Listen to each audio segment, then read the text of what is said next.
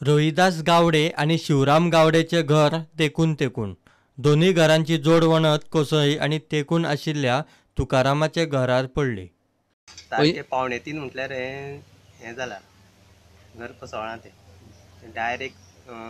आमचे तो सोपो आहा ते सोप्याचेर आमचो काका न्हिदलेलो आनी डायरेक्ट अकस्मात तेका तें कांयच कळना, तेजेर डायरेक्ट तो मातयेचो पारो तेजेर पडलो. रोहिदास गावडे तेजें घर ते पयलींच कॉलॅप्स जाल्लें, ते कोण रावनासले, सो तांकां पावसान आतां ते मोडपाकूच पावल्ले.